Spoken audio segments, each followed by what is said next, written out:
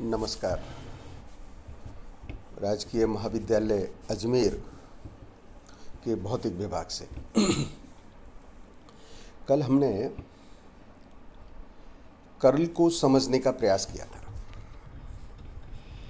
और हमने कल कर्ल की परिभाषा, कर्ल का अर्थ और कर्ल से संबंधित प्रमेय, जिसे हम स्टोक्स प्रमेय कहते हैं, उसकी उत्पत्ति की थी। कल के व्याख्यान में मैंने बतलाया था कि कर्ल एक सदिश राशि है और हमने इसकी दिशा को भी परिभाषित किया था। आज हम कर्ल का कार्तिक निर्देशांक में मान ज्ञात करेंगे। आपको ध्यान है, जिस तरह के कोऑर्डिनेट सिस्टम हम यूज करते हैं उसमें सर्वप्रथम कार्टेशियन कोऑर्डिनेट आते हैं, फिर पोलर कोऑर्डिनेट और स्फेरिकल पोलर कोऑर्डिनेट यानी r थीटा फाई। लेकिन अपने पाठ्यक्रम में कर्ल का जो मान ज्ञात करने के लिए निर्देश हैं वो केवल कार्तिक निर्देशांक में हैं। हम स्फेरिकल पोलर कोऑर्डिनेट और पोलर कोऑर्डिनेट में इसका मान आगे की कक्षाओं में ज्ञात करेंगे। तो इस कर्ल के मान को ज्ञात करने के लिए हम एक बंद पथ पर विचार कर रहे हैं। बंद पथ मैंने ध्यान से देखें, चित्र में ABCD के आयत के रूप में दिखाया हुआ है। इसके केंद्र बिंदु पर कोई सदिश क्षेत्र F है और सदिश क्षेत्र F को हम लिख सकते हैं F सदिश is equals to fxi plus fyj। fxi यानी कि इस सदिश क्षेत्र का जो x घटक है केंद्र बिंदु पर वो है fx है, जबकि y घटक y अक्ष के अनुदिश fy है। ये सदिश क्षेत्र एक केंद्र बिंदु, जिसे मैंने चित्र में O के द्वारा दर्शाया है, वहाँ पर स्थित है। बंद पथ क्या लिया है? ABCD एक आयत के रूप में ले लिया है। अब हमारी योजना क्या है ये हमको स्पष्ट होना चाहिए, क्योंकि एक बार योजना बन जाएगी उस योजना के अनुरूप हम काम कर सकेंगे। तो कल हमने क्या समझा था कि कर्ल का जो मान होगा वो क्लोज पाथ लाइन इंटीग्रल होगा और क्लोज पाथ लाइन इंटीग्रल को ज्ञात करने पर, जिसे हम परिसंचरण भी कहेंगे, बंद पथ का रेखा समाकलन भी कहेंगे, फिर हम इकाई क्षेत्रफल पर अधिकतम परिसंचरण का मान ज्ञात कर लेंगे। वो उसका मान जो होगा वह कर्ल कहलाएगा।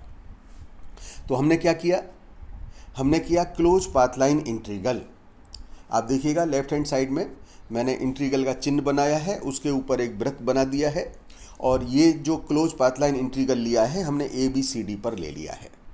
सदिश क्षेत्र F है, मान लीजिए किसी अल्पांश विस्थापन dl है, तो वेक्टर F डॉट dl हो गया और ये क्लोज पाथ लाइन इंटीग्रल हो जाएगा। हमने आयत लिया है, तो हम इस पूरी बात को किस प्रकार से लिख सकते हैं? पुनः चित्र पर आए। कैसे? A से B पर गए, A से B पर गए, क्योंकि हमको जहाँ से शुरू हुए हैं पुनः उसी स्थान पर लौटना है। तो हम क्या कर रहे हैं? A से B पर गए एक कदम, दूसरा B से C पर गए दूसरा, तीसरा C से D पर गए तीसरा कदम, चौथा और आखिरी कदम में हम D से पुनः A बिंदु पर आ रहे हैं और जब पुनः D बिंदु से A बिंदु पर आएंगे तो ये हमारा क्लोज लूप बन जाएगा। तो इस प्रकार की जो क्लोज पाथ लाइन इंटीग्रल है या जो सर्कुलेशन का है, जिसे हमने कल के व्याख्यान में गामा के मान से व्यक्त किया था, हम उस integral close path line integral vector F dot dl को क्या लिख सकते हैं? हम इसे लिख सकते हैं कैसे? A से B पर गए वही इंटीग्रल, फिर हम बी से सी पर गए, एफ डॉट डी एल। फिर हम सी से डी पर गए, ये तीसरा इंटीग्रल हो गया। फिर चौथे में डी से ए पर आ गए, एफ डॉट डी एल। और जब डी से ए पर आ गए तो क्लोज लूप बन गया। इसका क्या अर्थ हुआ, दोबारा इसको देखें कि एक इंटीग्रल जिसका मान मुझे ज्ञात करना था, वह एक इंटीग्रल को मैंने 4 इंटीग्रल में ब्रेकअप कर दिया है। भुजा ए बी के अनुदिश, भुजा बी सी के अनुदिश, भुजा सी डी के अनुदिश और भुजा डी ए के अनुदिश। और जब मैं जिस बिंदु से शुरू हुआ था, जब उसी बिंदु पर आ गया हूं तो क्लोज कर्व बन गया है। तो एक इंटीग्रल के 4 इंटीग्रल बन गए। पुनः आप देखें, इन चारों इंटीग्रल में vector F dot d L है, बीच में क्या है, डॉट प्रोडक्ट है। तो जरा देख लें, जब हम किसी भी भुजा के अनुदिश देख रहे हैं इस आयत में, तब सदिश क्षेत्र और इस भुजा का जो विस्थापन है, उन चारों के लिए वह उस भुजा के अनुदिश है। किसके अनुदिश है, इस भुजा के अनुदिश है। भुजा का जो विस्थापन है dl और सदिश दोनों एक दूसरे के अनुदिश हैं। इसका अर्थ हुआ कि उन दोनों के मध्य में जो बनने वाला कोण है वह 0 हो गया है, cos 0 हो गया, cos 0 इज 1 हो गया। इसका मतलब हुआ कि मुझे चारों इंटीग्रल से जो चारों इंटीग्रल में जो डॉट प्रोडक्ट है मैं उसको हटा सकता हूँ।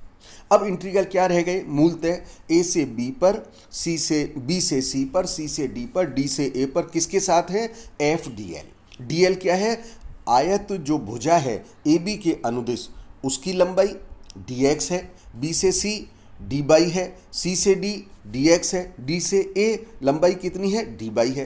तो मुझे इस इंटीग्रल में जब काम करूँगा इंटीग्रल डी एल, तो डी एक्स डी वाई इस तरह के मान ज्ञात हो जाएंगे। अब अपनी जो परेशानी है, वह परेशानी मूलतः पूरी की पूरी परेशानी किस चीज़ में आ गई है, वो इस चीज़ में आ गई है कि हम भुजा ए बी के अनुदिश और आयत की जो और 3 अन्य भुजाएं हैं उनके अनुदिश सदिश क्षेत्र का मान ज्ञात करें, है ना। केंद्र बिंदु से भुजा इन चारों भुजाओं, केंद्र बिंदु से इन चारों भुजाओं के अनुदिश हमें सदिश क्षेत्र का मान ज्ञात करना है। जब हम सदिश क्षेत्र का मान ज्ञात कर लेंगे तो उस सदिश क्षेत्र के मान को इन चारों इंटीग्रल में रख करके आयत की भुजा की जो लंबाई है उसको रख करके और फिर हम कर्ल के मान को ज्ञात कर सकेंगे। तो इस पूरे आर्टिकल में जो बात आ गई है वह केवल और केवल इस भुजा के अनुदिश सदिश क्षेत्र का मान ज्ञात करने तक आ गई है। और अब हम इस कार्य को प्रारंभ करते हैं। कैसे कर रहे हैं, ये आयत हो गया, मैंने कहा आयत की भुजा ए बी के अनुदिश सदिश क्षेत्र का x दिशा में घटक कैसे निकालेंगे, जरा देखिए। केंद्र बिंदु पर fx है, केंद्र बिंदु पर fx है। आप हमने जिस प्रकार से पिछले व्याख्यान में डाइवर्जेंस में किया था, क्या किया था कि हमने परिवर्तन की दर ज्ञात की थी और उस परिवर्तन की दर को हमने जो भी भुजा है वह कितनी दूर है उस दूरी से मल्टीप्लाई किया था और उस सदिश क्षेत्र में जोड़ दिया था। अगर मान लीजिए x भुजा के आगे है तो प्लस रखा था, पीछे है तो माइनस रखा था। उसी प्रकार से y अक्ष के अनुदिश जब हम देखेंगे तो उसी प्रकार से धनात्मक और ऋणात्मक चिन्हों का प्रयोग कर लेंगे। तो सर्वप्रथम हम जो काम कर रहे हैं, मान लीजिए सदिश क्षेत्र f का भुजा AB के अनुदिश x दिशा में घटक ज्ञात कर रहे हैं। तो क्या हो गया, सबसे पहले fx। अब केंद्र बिंदु से आप नीचे आ रहे हैं, परिवर्तन की दर ज्ञात कर लीजिए। तो यह परिवर्तन की दर आ गई d d y of fx। दूरी कितनी हो गई, चूंकि ये नीचे उतर रहा है और केंद्र बिंदु O है तो नीचे कितना उतर रहा है, dx/2, और चूंकि ये नीचे है तो इसलिए d/2। और इस प्रकार से जब ये नीचे है तो यह ऋणात्मक होगा, ऊपर जो होगा वो धनात्मक होगा। तो भुजा AB के अनुदिश f का x दिशा में घटक का मान कितना हो गया, fx plus d/y of fx minus d/2। ये AB के अनुदिश निकाल लिया। उसी प्रकार से सदिश क्षेत्र का घटक, मान लीजिए मैं डीसी के अनुदिश निकाल लेता हूँ। तो डीसी के अनुदिश जब निकाल रहा हूँ तो ओ बिंदु से यह भुजा dy बाई 2 ऊपर है। इसका अर्थ हुआ कि जो पहले मैंने ऋणात्मक चिन्ह लिया था, अब वह चिन्ह मुझे धनात्मक लेना पड़ेगा और यही केवल अंतर होगा। अतः भुजा डीसी के अनुदिश f का x दिशा में घटक कितना हो गया, fx plus d d y F x d y by 2। देखिएगा ध्यान से कि इस केस में हमने जो चिन्ह है वह धनात्मक यूज किया है। ओके, नेक्स्ट भुजा BC के अनुदिश।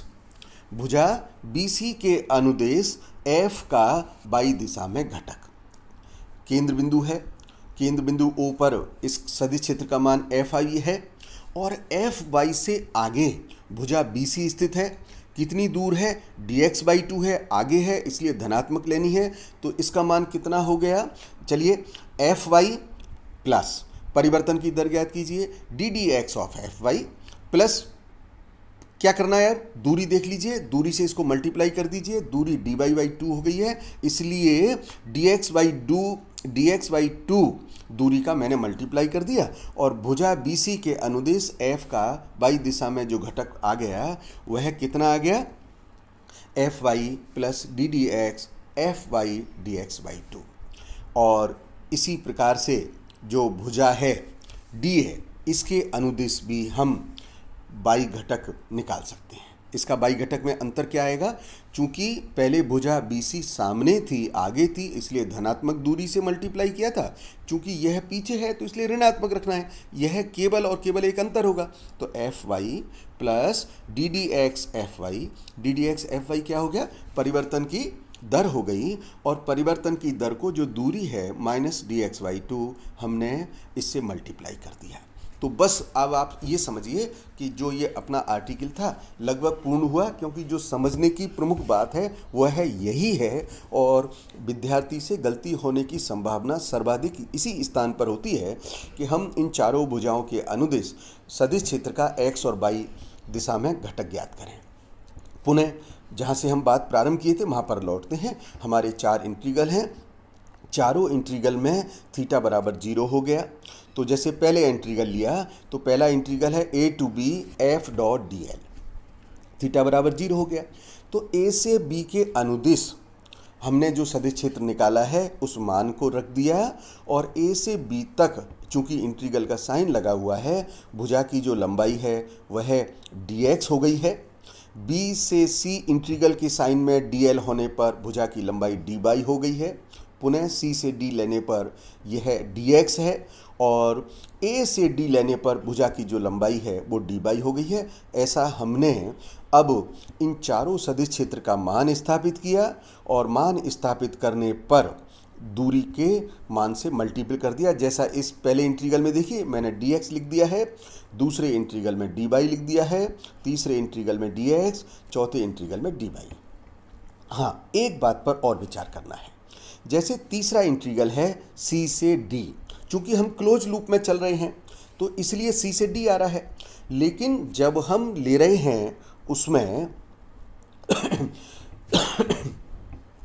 तो ये चित्र को देखें जरा, c से d, जबकि अपन कैसे चल रहे थे d टू c, तो तीर का जो निशान है उसकी दिशा बदल गई है ना, विस्थापन की दिशा के कारण। यहाँ पर तीसरे इंटीग्रल और चौथे इंटीग्रल में हमने ऋणात्मक चिन्ह से शुरू किया है। अब आप देखिएगा, प्रथम पद fx कैंसिल हो रहा है तीसरे से, द्वितीय इंटीग्रल का fy कैंसिल हो रहा है, dx बाई 2 जुड़ गए हैं, dx हो गया है, dy बाई 2 ऐड हो गए हैं, dy हो गया है। और इस प्रकार से close path line integral vector f dot d L का जो मान हमें मिल गया है वह मान मिल गया है ddx of fy minus dy fx with in bracket and it is multiplied by dx dy। बहुत सुंदर। तो इसमें जो प्रमुख बात है वो चारों भुजाओं के अनुदिश सदिश क्षेत्र का मान ज्ञात करने की है। कल मैंने आपको बतलाया था कि सदिश क्षेत्र का कर्ल का मान ज्ञात करना है तो कर्ल का मान ज्ञात करने पर हम कैसे ज्ञात करते हैं? इकाई क्षेत्रफल की परिसीमा पर, यानी क्षेत्रफल जो भी एकांक होगा उस पर परिसंचरण का जो मान होगा वो है कर्ल कहलाएगा। dx dy आयत का क्षेत्रफल है और आयत ध्यान रखिएगा किस तल में है? xy तल में है। इसलिए कर्ल की परिभाषा के अनुसार हमें इस क्षेत्रफल यानी dx dy को एकांक रखना चाहिए। तो क्षेत्रफल को एकांक रख दिया तो ये आ गया close path line integral is equals to d d x F y minus d d y F x. पुनः कल मैंने आपको बतलाया था कि किसी सदिश क्षेत्र का जो कर्ल है वह कर्ल एक सदिश राशि होती है, और जब सदिश राशि है तो इसमें कहीं ना कहीं उसकी दिशा का बोध होना चाहिए। तो इसकी दिशा कैसे तय की जाएगी? कल ये बात हम विस्तार से कर चुके हैं कि जैसे बंद पथ जो हमने इस आर्टिकल में एक आयत के रूप में चुना है और यह XY तल में है, तो XY तल के लंबवत यानी Z है ना, तो XY तल के लंबवत Z, इसका मतलब हुआ कि ये जो कुछ आपने काम किया है यह कर्ल का Z घटक कहलाएगा। इसलिए हम क्या लिख रहे हैं? Curl F Z component is equals to unit vector के d d x F y minus d d y F x. जिस प्रकार से हमने आयत के XY तल में पर कल्पना की है और Z घटक ज्ञात कर लिया है। अब मान लीजिए हम कल्पना करें कि आयत YZ तल में है। जब YZ तल में है तो YZ के लंबवत यानी X दिशा में, तो हमें इसका X कंपोनेंट कर्ल का ज्ञात हो सकेगा। और फिर उस केस में जो मान आएगा by the method of induction हम क्या लिख सकेंगे? Unit vector I d d y F x minus d d z of f y. तीसरा, XY तल पर विचार किया, YZ पर किया, तो अब ZX तल पर और कर लीजिए। यदि आयत ZX तल में है तो ZX के लंबवत यानी Y, तो इसका अर्थ है अगर हम इस तरीके से क्लोज पाथ लाइन निकालें जब आयत ZX में होगा तो हमें कर्ल का Y कंपोनेंट ज्ञात हो जाएगा और Y कंपोनेंट का मान आएगा unit vector D d Z F x minus d d x of F Z. मैंने इन तीनों समीकरणों को मिलाकर के इस प्रकार से लिखा है। Curl F is equals to I का टर्म आ गया, J का टर्म आ गया, यूनिट वेक्टर K का टर्म आ गया। क्या अर्थ हुआ? इसको हम किस प्रकार से लिख सकते हैं? इस टर्म को हम लिख सकते हैं curl F is equals to del cross F। F जो सदिश क्षेत्र दे रखा है, डेल संकारक है जिसके मान हमें ज्ञात हैं। इसका अर्थ हो गया कि किसी भी सदिश क्षेत्र का जो कर्ल होगा वह डेल के साथ में क्रॉस प्रोडक्ट से दिया जाएगा, और क्रॉस प्रोडक्ट से देने पर जो वेक्टर्स के क्रॉस प्रोडक्ट के नियम हैं वही नियम लागू होंगे। I क्रॉस J बराबर K, J क्रॉस K बराबर I, K क्रॉस I बराबर J। हम इस फॉर्म को डिटर्मिनेंट रूप में भी लिख सकते हैं जैसा कि हमने पिछली क्लासेस में काम किया है। अब अपने पाठ्यक्रम में ये चीज़ जितने आसान तरीके से मैंने लिख दी है इसका बहुत अच्छा अभ्यास होना चाहिए, क्योंकि आगे की जो इकाई है, विशेषकर जो तीसरी इकाई आने वाली है, उसमें काफ़ी बड़े बड़े एक्सप्रेशंस आने हैं और हमें बिल्कुल पहचान सीधी सीधी हो जानी चाहिए कि किस प्रकार से कर्ल F का मान होगा और हम सीधे टर्म को सेलेक्ट कर सकें। कर्ल F के इस मान के बाद हमने जो काम कर लिया है वेक्टर्स फॉर्म में, हमने वेक्टर राशि की बात की, फील्ड की बात की, ग्रेडियंट की बात की, डाइवर्जेंस की बात की, कर्ल की बात की है, और अपनी परीक्षाओं में ग्रेडियंट, डाइवर्जेंस, कर्ल से संबंधित करीबन 10-11 वेक्टर आइडेंटिटीज़ हैं। उन आइडेंटिटीज़ को हम करने का प्रयास करेंगे। उस सब के लिए ये ज़रूरी है कि आपने अब तक जो देखा है ग्रेडियंट, डाइवर्जेंस, कर्ल, उसका एक बहुत अच्छा अभ्यास करें। आज हम अपनी बात को यहाँ पर समाप्त करके कल पुनः जो वेक्टर आइडेंटिटीज़ है उनको करेंगे, और वेक्टर आइडेंटिटीज़ को करने के बाद ये पहला अध्याय समाप्त हो सकेगा। धन्यवाद।